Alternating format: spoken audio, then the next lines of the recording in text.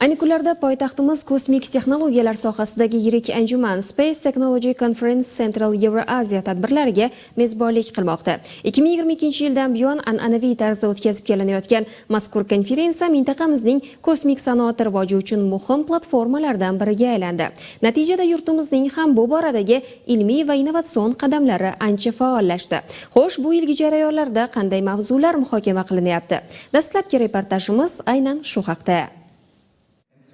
Kosmik texnologiyalar konferensiyasi Markaziy Yevrosiyo mintaqasida kosmik ekotizimni rivojlantirish maqsadida tashkil etilgan xalqaro platformadir. Ushbu tadbir 5 yildan buyon soha yetakchilari uchun muhim uchrashuv maydoniga aylandi. O'zbek kosmos mezbonligida o'tkazilayotgan bu yilgi tadbirda 32 ta davlatdan 400 nafar delegat ishtirok etmoqda. E'tiborlisi, ishtirokchilar orasida Axiom Space va NASA kabi yirik kompaniyalarning kosmonavtlari ham bor. Bugungi tadbirimizdan asosiy maqsad O'zbekistonni shu dunyodagi kosmik pozitsiyasini kuchaytirish va eng asosiysi bu o'zimizni keyingi 5 yillik, keyingi 10 yillik rejalarimizni bo'lishib, mana shu chet el kompaniyalari, chet el davlatdagi korxonalar bilan hamkorlikni kuchaytirish.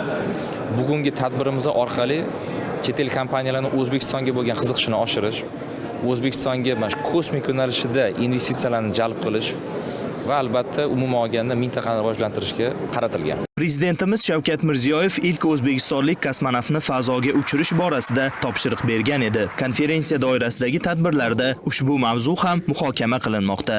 Kosmonavtni butun dunyoda o'zi 3 ta davlatdan uchirish mumkin. U nafaqat O'zbekistonda infrastruktura bo'lishi kerak emas. 3 ta davlat bor. Amerika, AQSh bor, Rossiyadan uchiriladi va Xitoydan uchiriladi. Kosmonavtni uchirish imkoni bor bo'lgan barcha davlatlar bilan biz hozir muzokaralar olib boryapmiz.